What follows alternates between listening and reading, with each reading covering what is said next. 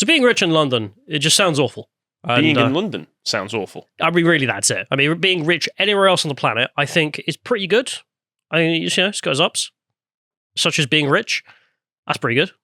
Yeah, that but helps. Being in London and rich, not worth it. Not worth it. Give it up. Give up what you're doing. You're basically a pleb. Any rung on the ladder, I would not want to be in London. And I can prove it. This is basically just I've been reading about what people's lives are in London in those big rich apartments, and nah, thanks. I was recently in London. It was horrible, as you would expect, and I was going to see a Dead Kennedys concert in Camden. And one of the first things that I saw the second I got into Camden, within 5 minutes of getting there, was a black woman in the middle of the street causing a scene, screaming at all of her friends who just looked embarrassed to be around her. And I was like, yep. Normal. Yep, this is London. Well, start this off just by promoting something on lotus.com, that being the census data proves Britain is not a nation of immigrants, which will come back later on in my reporting, because I found a tool, and with that tool, we shall now add context to all further reports. I think I know this tool. This is a fun tool. This is a very fun tool. Let's go to the next one, though, because the BBC put this out. See? Story. My £850,000 new build flat is now worthless. Oh, no. Oh. New build flat, almost £1 million. Yeah. Jesus. Now, the largest response was exactly that, which is people like me who don't live in London. So, I would never buy a flat for almost £1 million. Yeah, I just not even interested in that concept. No, never mind, what are you doing with your life, son? Going, I don't care, rich boy. And, well, it might be a little bit cruel to label someone who owns £1 million flat as a millionaire. Well, how else could he afford it? Because it's not much, because London house prices are absolutely mad, as I'm sure everyone's aware. We'll go to the deets, because the deets are sad, and also a sad time for any new build owners. But then again, it's a new build. This is something I don't really appreciate until I checked out New Build Hate on Twitter. Fantastic account. Yeah. We'll come to him later. But for foreigners who don't know, basically, you know all those houses we've had for like hundreds of years because it's an old place and we have that, and they all work still. And pretty good. I mean, even those built in the, I don't know, after World War II, all great. 60s, great. New builds, as in like the last, I don't know, 20, 30 years, seem to be crap for some reason. It's almost like there's a huge demand for housing, and the people building them have become corrupt because there's such high demand, they're able to charge such high prices, which means they're cutting corners everywhere to try and make maximum profit in this bubble. I mean, I need to check BBC Verify on this. What? I think you might have been speaking to some alt-right media. This doesn't seem true to me. Well, we'll go to the BBC, who can prove it for us instead. Oh, okay. So this guy says, living in a newly built block of flats deemed not fit for purpose by surveyors has been daily living nightmare, residents have said. He said there were problems with the foundations, there were cracks in the walls, and the timber frame was rotting. How could that have happened?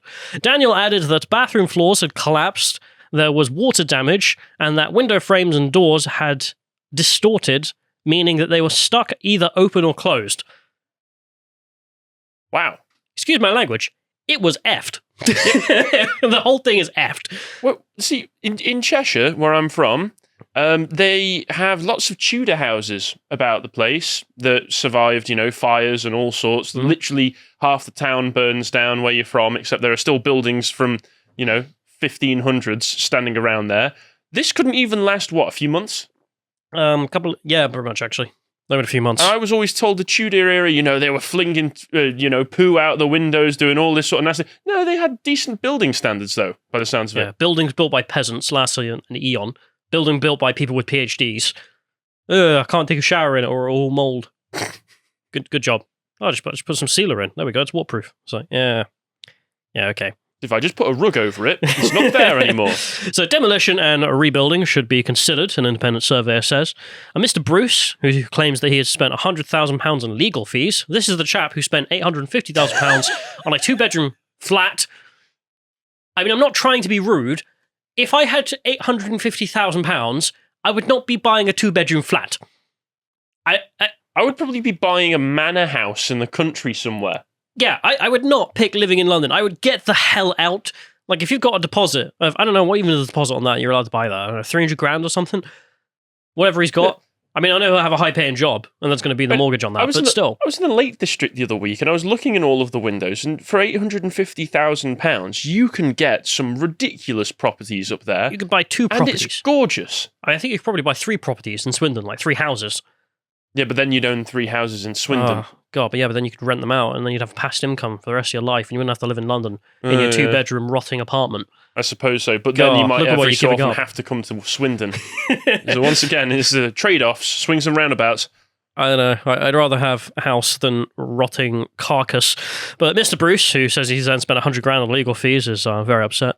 He says, "My future has been stolen from me, my money has been stolen from me, and my mental health has been stolen from me. It was going to be my sanctuary, and it turned into a complete opposite of that." Yeah. I ain't trying to be too rude. I know London house prices are insane. But what were you doing? I mean, I'm sorry to just be like, I'd be like, what were you doing? Spending $850,000 on a 2-bedroom flat. I don't know. Another lady here, Alexandria de Grugin, spent $900,000 on a 3-bedroom flat in the same building. Extra $50,000 for an extra bedroom. Oh, a whole $50,000 per bedroom. No, sorry, actually, it's $300,000 per bedroom because it's $900,000 for 3 bedrooms. So he got like 3/4 of an extra bedroom somewhere. House prices in this part of the country are mad, and you can buy, I don't know, like a 2-bedroom detached house for $200,000, maybe $220,000. But why wouldn't you want to live in London when you're so close to all of the multicultural diversity? Yeah, I mean, why wouldn't you want to be enriched? So enriching yourself spiritually is well worth £900,000 for a flat that will fall apart over your head. I mean, I guess Miss Jujujin over here does not know about the rest of the country. Sad. She doesn't know. Don't tell her. Anyway, so Prime Metro Properties said it did not build 53 Agar Grove, even though they were the ones being sued. They said they employed a third-party company, Site Construction Limited, under a design and build contract to a standard that was not fulfilled. No S, sir. The whole thing is rotting away as we speak. I'm so sorry. They know suckers like you will pay any amount of money to live in London because it is relatively convenient. I mean, nowhere in London is convenient because it is more convenient. People fall for the meme. Yeah. That's all I'm getting. And we'll go to the next one here because it seems that the company in question does not give an F. You can see this is New Build Hate, which is where I found the story, which is a wonderful account which literally just posts all the crappy work that construction companies do in the UK because they just want to S out properties and make money. They don't care. You can see they haven't updated their accounts for years, which is, illegal, but whatever. Accounts overdue. Next account's made up on 31st of March 2021, due by... It's not 2021 anymore. No, they lasted them 2020. So ooh, lovely. Good job. Anyway, we'll go forward because I want to look at the place in question. We go to Google Street View. This is it. This is the building. I don't know if you can... I'm going to play with the mouse a little bit. If you can't, it's fine. But it looks like an Osama bin Laden compound with its crappy walls and then just... block. Was this the $850,000 one? This is the building itself in which you buy the flats, and an individual flat of 2 bedrooms in there is $850,000. That's very ugly. Yeah, it's crap. There's no parking. There's no garden. £1 million, thank you. You do have a wall to keep the mizzies out, though. That's all you've got. But if you can turn the camera 180 degrees, we can see some older properties. I just on a face value, just look better. But whatever. London house prices. They've probably been there for quite a while as well. Yeah, no garden, no parking, nowhere. It's not even near anywhere good, in case you're wondering. It's just like it's not next to a tube station. It's actually quite the cycle. Oh, is it? Tube station. So that's and it's definitely not driving because. So cycle. There's a chance you might run into Jeremy Vine as well. This is just getting worse and worse by the minute. You could argue that you've got Camden or whatever nearby, but in the particular place where the house is, I think it's crap. In my recent experience with Camden, I don't want to be there too long. Who doesn't love Mizzy? Anyway, let's go forward. We'll go to the next link here because it could be worse. You could be somewhere that's livable, which is actually worse. Just to be clear, it wasn't Mizzy, it was a Mizette. Okay. But you could, if you live in that place, at least you can sue the people who built the company and the housing, right? No, these people are going to suck ass. People living in Embassy Gardens over here, they're getting completely trapped, as the headline says. Embassy Gardens development in London's Battersea offers buyers a life like no other, its website features, saying it has pictures of young women relaxing by various on-site facilities such as jacuzzis, saunas, and high-sky swimming pools. Pretty good. it's right next to the US Embassy, right in the centre of London. So, peak luxury area, you'd think, right? But it comes with an unanticipated cost. One resident who bought his flat in Embassy Gardens in 2015 said his service charge has increased 58% since then, and an annual charge of just over £6,500 every year he has to pay. And what does he get for this service charge? There's a swimming pool. That was already there and not as expensive before. Well, it's more that we've built these luxury apartments. Come and buy them for presumably £1 billion. And once you've paid your £1 billion roonies to get the leasehold on these places, because of course you don't actually own the thing properly, then you have to pay the service charge, which is £6,500 a year. That doesn't include ground rent, of course. Then there's the insurance on top you also have to pay for the place you don't own because you're doing it leasehold. Yep, but at least you live in the centre of London. Whippy. He says, it just feels like I am a cash cow in my own home, he added. Remember, that's since 2015 that price has gone up. It will go up further as well. I am liable for the service charge that goes up 10 to 15% per annum, and I cannot reduce or opt out of it. I don't think I will ever buy a leasehold again. Oh, very sad, very sad. No, the thing that comes back into this is that tool I mentioned from earlier. The reason I mentioned that London is not a nation of hypocrites. It's no, it is at this point, that place. Because we can go, hey, Census 2021 data is in, and the census people did a wonderful smack-up job of giving us the data. Now, previously... Neighbourhood by neighbourhood as well. You would only get it for like the county or the borough or something like that. No, get it while you can, because I think they're going to delete this as soon as they figure out we've got a hold of it, because you can go and look at the neighbourhood of the individual places. I'm sorry, this neighbourhood seems to encompass just 1.5 buildings. Yeah, I mean, you can't quite get it down to which building, which is a pain, but whatever. But if it is accurate enough, then only 24% of the people living in these 1.5 buildings. Yeah, the people living in this particular place we're talking about are 24% white English, in case you're wondering. Scottish, sounds like Welsh, a friendly and Irish. neighbourhood. So that's British, really, I should say, rather than English. But I'm going to continue to say English just because it's probably We're the majority better. group. Yeah, that too. But you want to know what the majority group living in this luxury apartment right next to the US Embassy is? They're complaining? Pakistani. Black African. Oh, okay. It's 25% Black African. So presumably Nigerians. I don't know Probably. who else. It's just Straight off the boat from America? And they're like, you know what? I'm going to live next to the American Embassy. Well, they're not from America because they're African in the data. Yeah, true. So Black Americans are not African. You're Americans. Shut it. You should actually be do- ashamed. They do actually get put in the black other category for the UK census. So Americans are their own weird thing. yeah, 15 miles away. If we go back to the article, say 50 miles away in West London, High Point Village, marketed as the same Irish property developer, Ballymore, same guys who built that, which are charging $6,000 to live in, never mind the price of the actual apartment, promises an oasis of calm in a busy world. Since buying his flat in 2012, resident Adrian Gill has found life there less than relaxing. The 46-year-old airport worker said he had recently been diagnosed with an ulcerized esophagus caused by stress. Rising service charges levied by Ballymore were the biggest contributor to his condition, he added. Oh, Mr. Gill lives there. Should we go and check out what the area is like where Mr. Gill lives?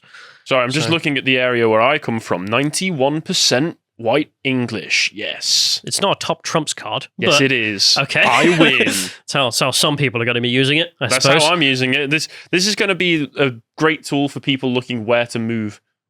Some people could use it for that, and that's why I think government will end up deleting it. So get it where you can. I've actually downloaded the data. Just If anyone needs it. Just in case you want to slip us a $5 once it's gone. Anyway, but here we go. This is the luxury apartments here. 9% white English there, for some reason, or white British. Do you want to guess what the majority group in this area who are being ripped off are? Where is this part again? This is in West London, This is in West London. near Heathrow, which is why the airport worker lives there. Right next to a tube station, this one. I'm just going to keep saying Pakistani until I get it right. You're off by one country. Oh, okay. It's 41% Indian. Indian. Oh, Yeah, right. Okay. Not Pakistani here. Which, again, just context for what we're talking about. That's all. Back to more deets, though, because two of the most drastic examples they list, including a resident at New Providence Wharf, a development on the bank of the Thames in East London, whose service charge has now risen 77% to just over $9,000 a year Thank you very much. I know you brought this property, but now give me $9,000 a year. That's right, you own it, which is why you pay me $9,000 a year. Why would you do this? Why would you sign up for this? Anyway, over the past you're a fool. And there's also a neighbouring resident whose service charges increased 58% to approximately £3,800 over the same time period. We'll go and check out the demographics of that neighbourhood, which is 18.1% white English there. Largest ethnic group? Pakistani? No, it's Indian again. This one. 22.7% Indian. All right. So what we're talking about is really rich Indians and some really rich Nigerians. That's all this is actually about. I just find it funny how the Financial Times, when they tell you the story, are constantly telling you English names for some reason. They do have one Indian lady in there who's complaining, but as for the rest of it, it's just like all these English people seem to be being ripped off in London. Very few English people live in these very rich places in London. Just as a side note. Keep people informed about reality rather than fantasy.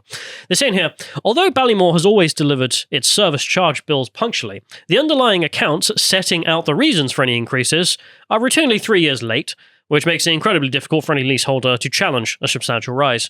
Because again, the whole world is corrupt, apparently. To the fury of some of the leaseholders, Ballymore's own financial position appears to be going from strength to strength. The developer came close to the brink during financial crisis of 2008, but has since ridden a wave of demand for expensive new build flats in London, with considerable presence.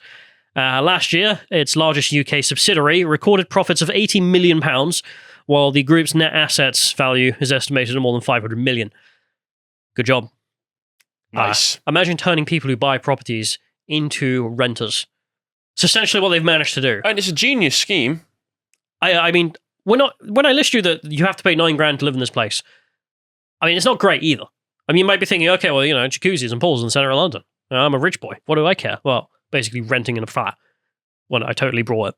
Hot water and heating outages are a regular occurrence, as well as issues with leaking toilets or windows, poor noise insulation, because of their new builds, broken doors, windows that are prone to cracking, dilapidated communal grounds, and substandard ventilation leading to overheating in the summer. You want to guess how bad that gets?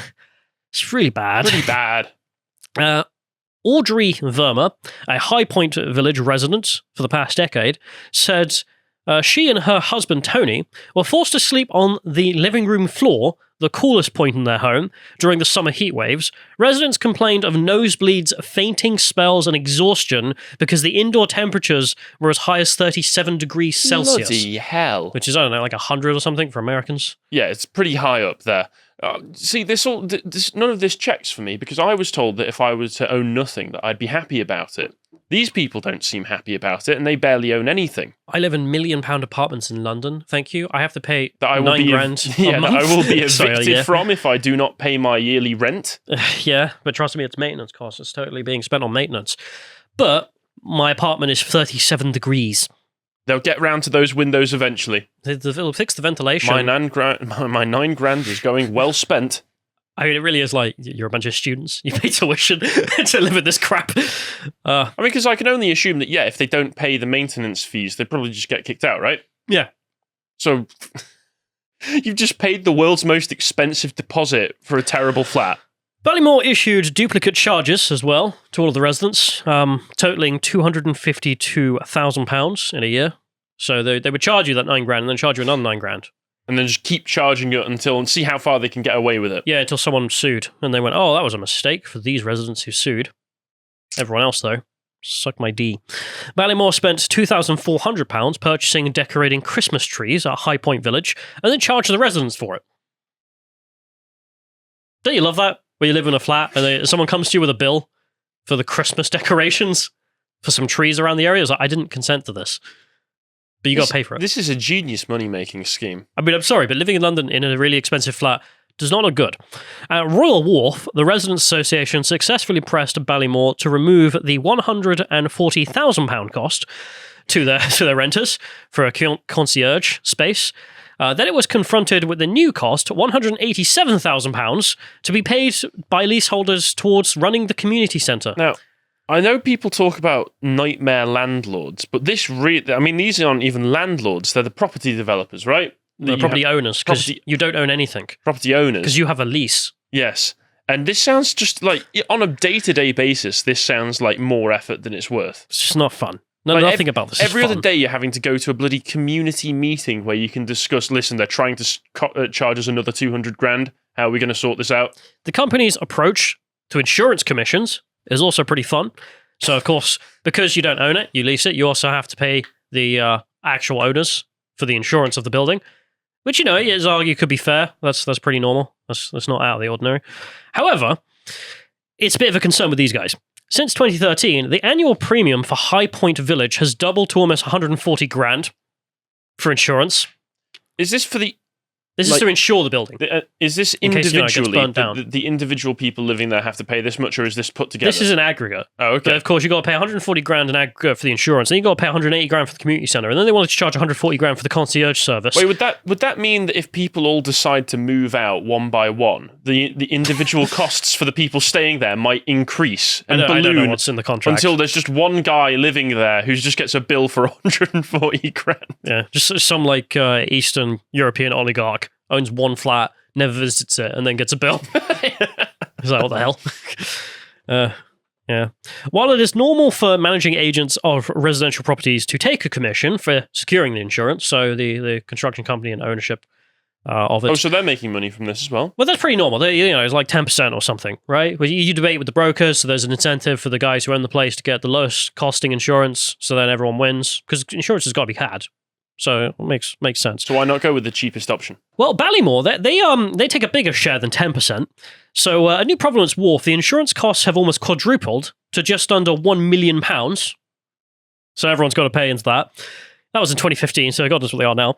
While Ballymore's share of commission payment has increased, they started off saying, we will have 44% of the amount of money you spend on insurance. That's already quite a jump from 10%. That's quite the piss take. They now take 77%. So of whatever the million odd pounds they're paying for insurance, the guys who own the building take 77%. Where did the justification for that 33% jump come from? What is the justification for any of that? I know. I like money. Yeah, I was going to say, Mr. Krabs meme. Money! But I do just find it funny how really rich Indians are doing this. They're the true victims of this story, and they don't actually get represented in the article for some reason. The worrying among leaseholders is the substantial commission income means the developer has absolutely zero incentive to actually shop around for a cheaper insurance policy. Yeah, and what are you going to do about it? Nothing. There's nothing you can do about it. Suck my ass is all you can do about it, by the looks of it. I mean, seriously, if you live there, what are you going to do? Exactly, to try and make them take a smaller cut of the over £1 million. Yeah, you could, but these people aren't going to because they just love living in London. Oh, isn't it great? It's so enriching. Yeah, I mean, London gives you so much choice in your life. You could leave and find anything, such as a play which won't have you because you're white. If we go to the next link here, we can see. White people told they're not welcome at a BLM-inspired London play. Diversity equals no white people. I wouldn't want to go there anyway. So by Mr. Watson, who's written this. Thank you. Local man. Thanks, I wasn't interested anyway, but it's good to know. My understanding is he actually does live in London, which I don't know why. Why, Paul?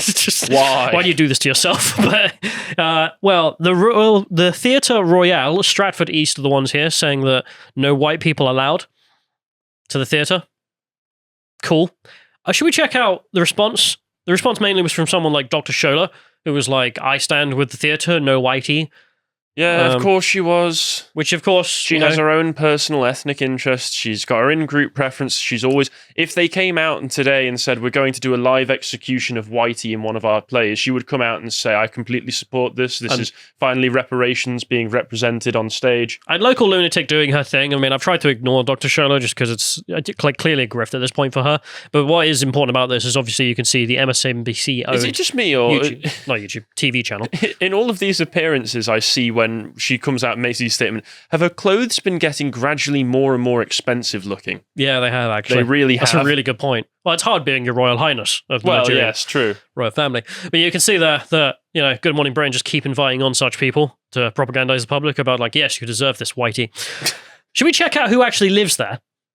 Yeah, go on. Yeah, I told you this tour was fun. It's good. It's 13% white English, so it probably wasn't about to be ram-packed with, Probably like 2 or 3 people there. I don't think Whitey was about to swamp the area. If you live in this area, please move. You are screwing yourself over. When we say area, we mean London. the whole thing. Yes.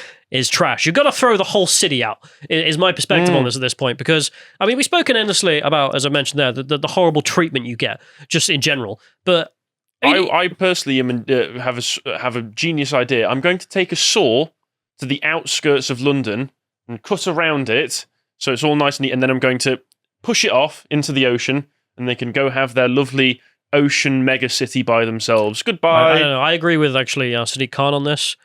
Independence now. I want us to build a wall, barbed wire it, and let them have it. But wouldn't that be so much more effective if they were adrift in the middle of the ocean? I don't know, because we could build the wall around it, and then, because of course the only way they're going to get food is by air or by the Thames, and in which case I'm going to charge a fee. We're going to start introducing fees for airlifts. Well, all of these Ballymore-style companies seem to be making a lot of money off of these idiots, Yes. so yeah, why not, eh? Why shouldn't we? Anyway, there we are. Even if you're rich in London, terrible. I mean, we haven't even gone into the crime and everything else, which Mr. Tate spoke about. Like, you cannot wear a rich watch in London without being stolen. But even living in your crappy apartment, it's going to be 37 degrees, there's going to be dripping taps, the noise pollution's not going to work because it's a new build, or it might just rot to pieces because it's a new build. Good luck, Indian bros in London, because not my concern. If you appreciated that segment from the podcast The Lotus Eaters, you can go to lotuseaters.com to get access to all the premium content that's on the website, such as the Epoch series, this episode on the life of Lenin. If you'd like to find out what else is being put out, you can follow on Getter at lotuseaters_com on Getter. Thank you and goodbye.